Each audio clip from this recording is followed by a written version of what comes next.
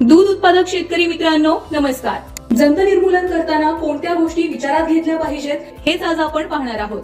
पहिलं म्हणजे जनावरांचं वजन।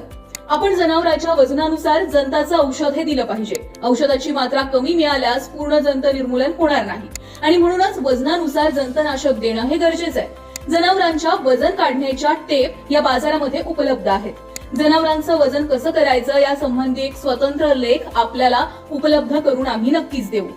शेणाची तपासणी। जनावरांच्या पोटामध्ये आतड्यामध्ये जे जंत आहेत त्यांचा प्रकार ओळखण्यासाठी प्रयोगशाळेतून शेण तपासून आणलं पाहिजे। शेणातील जंताची अंडी तपासली जातात। पशुवैद्यकांच्या सल्ल्यानं जंताचं औषध देऊन घेतलं पाहिजे। तिसरं म्हणजे वेळ, कालावधी आणि गाभण गाई।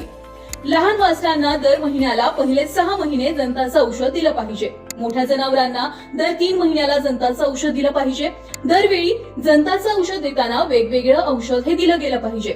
सतत एकच औषध दिल्याने औषध प्रतिरोधकता तयार होते आणि औषधांचा चांगला परिणाम हा दिसून येत नाही।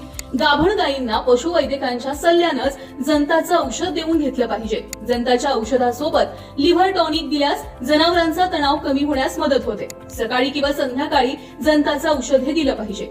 अशा प्रकारे जर शेतकरी मित्रांनो आपण वजनानुसार शेणाची तपासणी करून पशुवैद्यकांच्या सल्ल्यानं नियमित जंतनाशक दिल्यास जनावरांचं आरोग्य अगदी उत्तम राहील आणि गोठ्याची उत्पादकता वाढून नफा सुद्धा होईल। असेच माहितीपूर्ण व्हिडिओ पाहण्यासाठी सोनाई पशु आहार या पेजला नक्की फॉलो करा आणि आमच्या चॅनलला सबस्क्राईब करायला विसरू नका। धन्यवाद।